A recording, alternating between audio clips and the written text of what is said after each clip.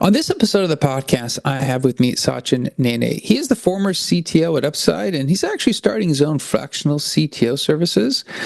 This episode, we're going to be talking about being the C-suite engineering subject matter. We're going to talk about that partnership with the CEO, what and how you convey different aspects of the role. Also, balancing vision and execution. We're going to try to talk about some of the metrics involved here, and how do you still remain relatable to your engineering team? I think that's an important one. Sachin, thanks for being on the show. Yeah, no problem. Thanks for having me, Amir. Absolutely. All right. So great topic. When we're talking about, obviously being the C-suite engineering subject matter expert, I think that goes without saying. You're the CTO, that's the role. When we're talking about the relationship to the C-suite, walk us through a little bit about that partnership. Yeah, from my perspective, I think the CTO or the head of engineering, however the role is defined, is very different from the other C-suite roles. A CEO that comes from a non-engineering background, they might get into the weeds of many of the other functions, right? Product, marketing, finance, sales, even operations. But in my experience, they don't really lay hands on engineering, especially when things are going well. They just want the how of building software to work. They want you to deliver.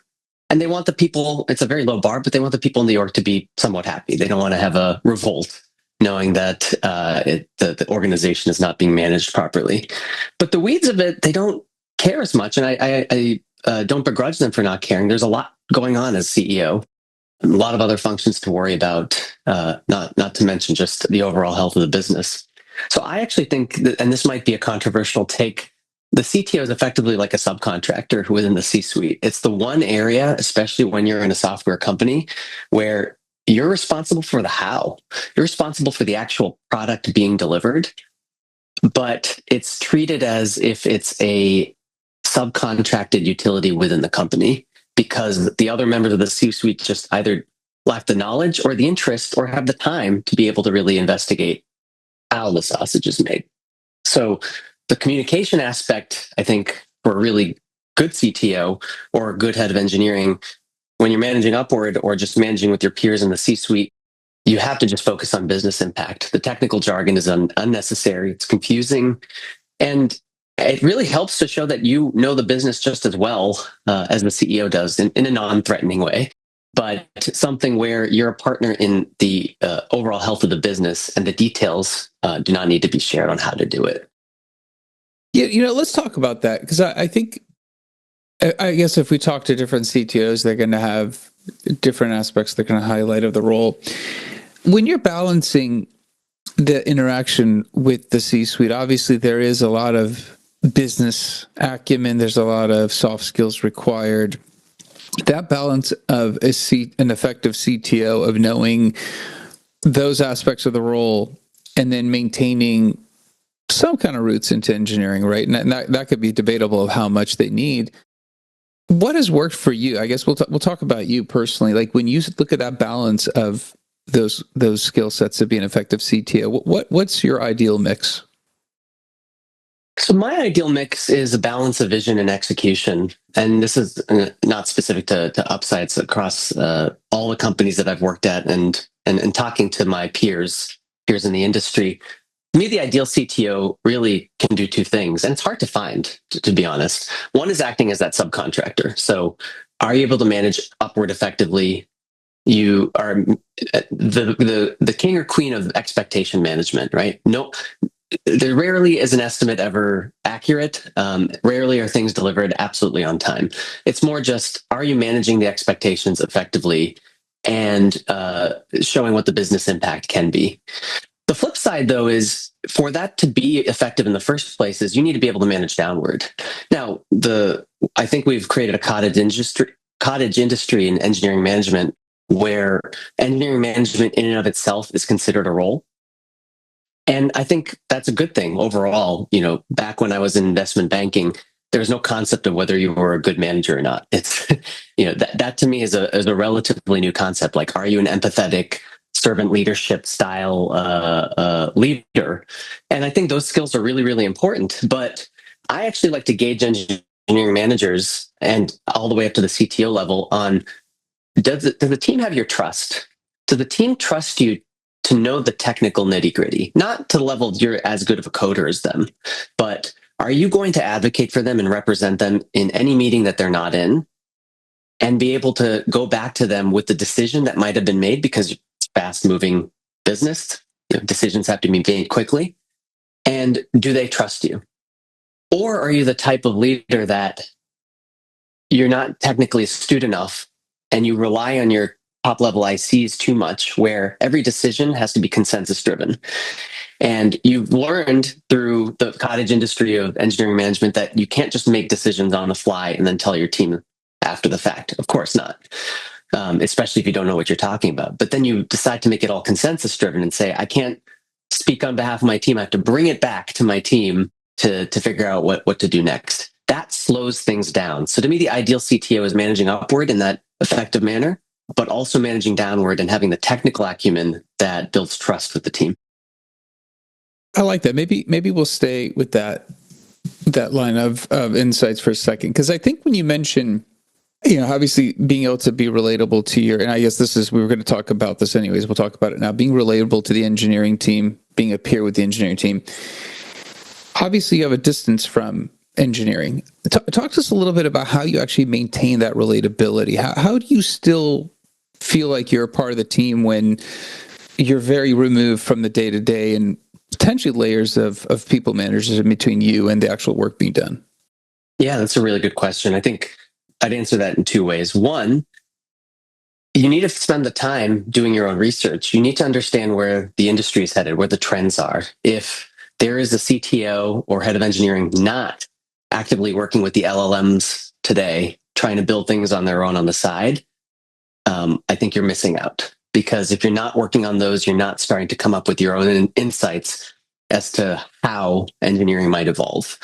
There are a million different opinions right now on where AI is leading in terms of the work of developing code, but I'd expect a CTO to have a pretty firm opinion on it based off of their own research. So that's one. And then two, within the company and within the business context of what your engineers are developing, you don't have to get into line by line code, but where are those virtual whiteboard sessions? Where are the brainstorming sessions? Are your engineers coming to you for advice? I was actually talking to a mentor of mine recently where he mentioned to me that he remembers a very specific thing early on in my career where I was leading a team, very technical project, was getting stuck. And this is back in my banking days where there's no concept of a lead IC and a manager. The manager was the lead IC.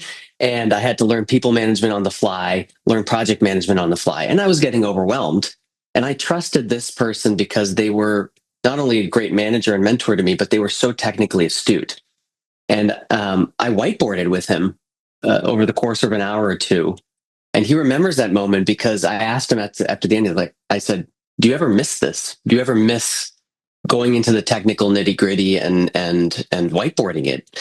And he said yes, but he also saw that the elements that made him a great technical leader or just great technically translated to organizations. So this is a long-winded way of saying, if you can stay connected to your engineers through just the high-level technical topics and concepts, I think that's good enough. It, again, establishes that trust. Do you know what systems they're building? Do you know the distributed nature of the systems they're building, the languages they're using, the type of compute, the type of data that's being used, what other trends there are, their ideas? What do you think of their ideas if they want to introduce a new technology?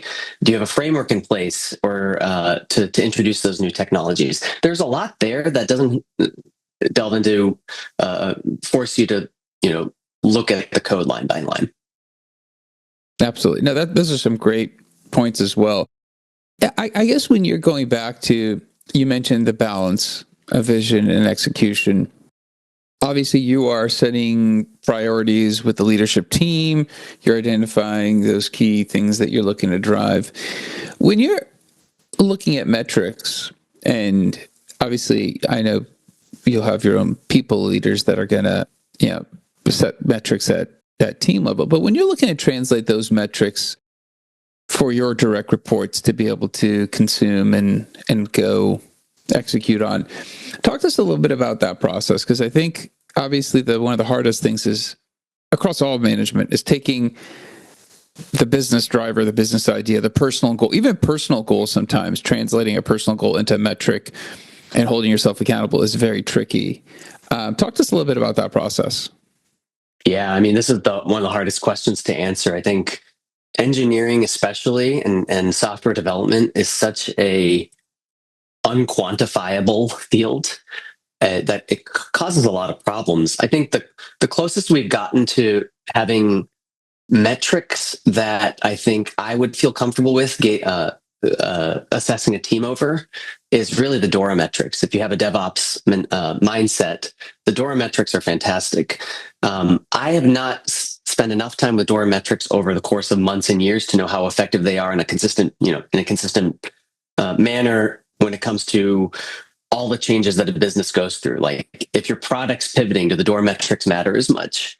I ultimately come down to metrics can become really detached from the business impact. And I worry about that sometimes. If you get too meticulous in coming up with the right metrics, even if they're based off of the DORA framework or something else that is tested really well in our industry, you're teaching your engineers to optimize for those metrics, not the business impact. So at a large company where you are optimizing or scaling an existing product and the feature development is pretty minimal, and the DevOps mentality really makes a lot of sense there, because what you're trying to do is lower the cost of running that system over time, because it's already an effective, profitable product that you're optimizing for. Great. If you're at a startup and you're trying to build a brand new feature, or you need a pivot, what do those DORA metrics tell you? What does any metric related to agile development tell you about what you're going to be able to accomplish over the next 3 to 6 months? I don't think it tells you much.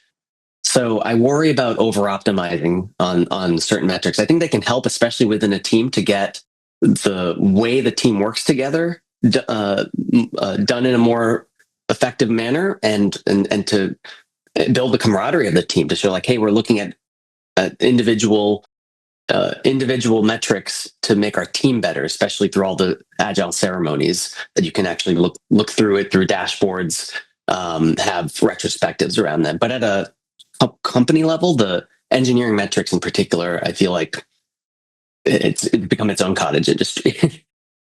That's fair. I mean, that's absolutely fair. And I guess, when you are trying to translate that vision, the strategy into metrics, I mean, I don't know if there is a one-to-one. I mean, I don't want to say apples and oranges, because that's kind of a lame saying, but they are not easily translatable.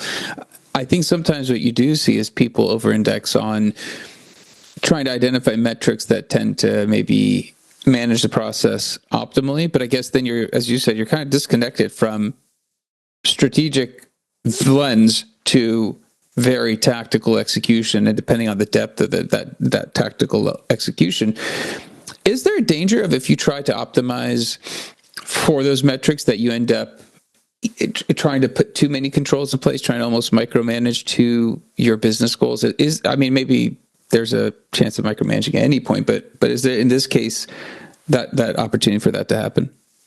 Absolutely. And I think that's the problem with it, is depending on the talent of your engineering management team, they might be incentivized to make those metrics to optimize those metrics, and they're detached from the business impact. And this is what I struggle with the most. I 100% agree with you. The execution piece, if you are on a long running project or a product that is very mature and you are keeping the lights on, running it day to day, this type of optimization is fantastic, because the process is not going to change much. But who is going to be the person in the room that says, wow, this process is working great, or it has worked great for the last few months, with this shift in what we need to be doing in our feature development? We might have the wrong types of engineers. Our managers are not thinking 6 months down the road. The relationship between our engineering management and product management is not quite aligned, but the process is working great, and we're still hitting our numbers for each sprint. That's the detachment that I worry most about. And then I've seen that the managers, honestly, I trust less, are the ones that are too attached to the processes that they've introduced, and they won't be able to articulate how that correlates to the performance of the business. Interesting. I guess when you're looking at that, going back to the top level, the relationship at the C-suite, specifically CEO, maybe it'd be nice to kind of hear from just your experience when you are focused on technology-driven opportunities, right? Obviously, there's a variety of them have come and gone, and obviously they're always there. Talk to us a little bit about your role as a CTO when the technology is driving revenue opportunities. So that's when you're at a software as a service company, right? Any SaaS company, the technology is driving the revenue. I think it depends on, how good the product market fit was in the first place. So if you hit it right the first time, the stress of figuring out how the technology fits is far less. I look at it a different way. If your technology is the foundation for how you are generating revenue because you are a SaaS business, or any technology company for that matter, where software is the product, to me, it's more about what are you going to do to leverage the tools of the future to reduce the cost of building. I love being in companies where it's not a given that what you've built right now, no matter how well it's been doing, is what's going to work in 2 years. How do you reduce the overhead of engineering organizations that have overhired, that have too many managers? And I don't say that lightly. I'm a big, firm believer in really strong engineering management, but I worry about overhiring, the communication overhead, and the ability to redirect an organization, especially when the company is smaller, when the time comes. You can't anticipate that time. The market tells you when that time comes. And so rather than how you drive what the technology solution is going to be, how do you know when you're going to be able to nimbly change that, software development lifecycle machine that you've built? And I think we just have this amazing opportunity ahead of us with the LLM tools that are in front of us to have engineers that can become polyglot. You don't need to hire engineers that don't know a single language, know a single cloud provider, that fundamentally know how to use these LLM tools, build prototypes quickly, completely collapse the time it takes for a standard software development or product development cycle. And that's what I'm most interested in right now versus what is the exact technology that's going to be needed in, say, 2 years for the product that we're trying to build. I don't know if I'm answering your question fully, but that to me is what I think should be on every CTO's mind right now is, do I have the right set of engineers? Do I have the right management and leadership within this organization as the nature of how we build software changes, which it certainly will over the next few years. Absolutely. No, I think you answered it well. I guess a question based on that. When you're looking at these LLMs, we're going to try to figure out how to leverage them, reduce costs. There's a lot of things that are coming out. How much of that do you promote directly to executives as that is the future? Because as we're just making our way, I mean, I think we're still kind of in the infancy of there's a little bit of dawn. We see a little bit of outlines and shadows, but still not quite clear. How much of that can you articulate? And maybe that was really the basis of my question, was to drive to this question, is because obviously if you promote it hard and they start thinking in 6 months, a year, we're going to be saving X. I mean, they're thinking as a CEO, that's great. If it's longer, I mean, how do you set those expectations when there is a paradigm shift of this magnitude coming? Yeah, that's a really good question. I think that's one that I'm grappling with right now as I start my fractional CTO business. What I would say is I go back to how I think of the CTO as effectively like a subcontractor. I'd rather the CEO not think about what the tools are. Like, yes, in the news, we're all talking about Copilot and ChatGPT and Claude and all the rest in how software is built. But that is a means to the end that the CEO really cares about. What I would rather, the way that I would want to phrase it is not about, hey, all these tools are coming in that are going to completely transform how engineering is done. I'd rather start with, hey, let's hire slowly. Let's hire the right people And what I would be doing personally without the CEO needing to know all the details of it is my hiring profile for engineers would change. Who are the engineers that I'd hire that are no longer the ones that are just experts in Java or Python or Rust, or have just such a solid track record in AWS or GCP or Azure? Can I find the engineers that have a clear passion for building a business, that are technically sound enough? And I want to create a whole new interview rubric around, are they able to utilize LLM tools really well? Maybe the interview is, I have this idea. Can you build me a prototype in 2 hours? Maybe that's too aggressive, but that would be the type of change in the engineering persona that I would want to hire. And how I communicate that to the CEO, really what I would hope comes out of it is that instead of hiring 10 engineers, I hire 2. And so the CEO would see that in the cost savings of the number of engineers, but I wouldn't equate it to just because of the LLM tools. This is kind of the test we all have to take right now in the industry, which is, and I might be oversimplifying, but I do see the product engineers of the future really being technical product managers. Technical product managers that have some experience with code. We're just in that new world. We don't have to have the people that build the greatest modular code that they can slowly refactor over time. We need to find the people that understand the business impact, can be on teams that might not even need a product manager because they can play that role, and can develop prototypes and or scalable software. That's my bet, is that the scalable, maintainable, operational software can be built with the help of these tools over the next 2 or 3 years. And I'm seeing that. I have friends who are working for themselves who are not engineers by trade, who are using the pro version of ChatGPT, as they described it to me, being the mid-level engineer that they've always been wanting to work with. I just see that continuing down that path. And I wouldn't be telling a story to the CEO about specifically those tools, but just about, hey, wouldn't it be great if your engineering team was 90% smaller, the communication overhead was far less, and everyone we hired had a crazy amount of passion for building this business? You and I are on the same page, because I've asked this. I mean, I have it on recording, so I'm kind of committed to my thesis. Is I do believe, I'm calling it the shift left of software engineering.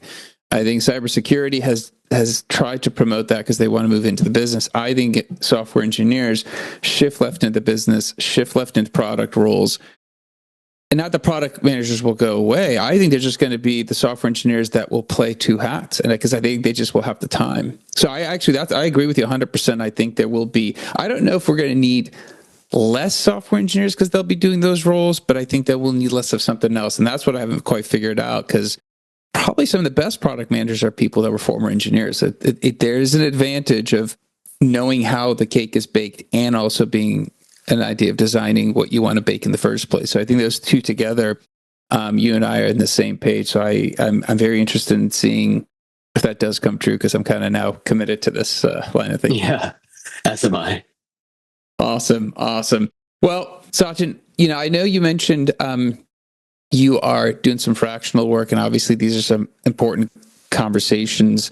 As you're kind of mentioned, you believe the CTO role should be kind of a subcontractor, really identifying what can happen for a company. How can somebody reach out to you if they're kind of interested in connecting with you or maybe leveraging your insights?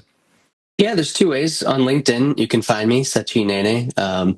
Also, I have a website that you can contact me on. It's my full name, sachinnene.com. So just find me there. Awesome. We'll make sure to put that in the show notes. Again, thanks for coming on. Thanks for sharing.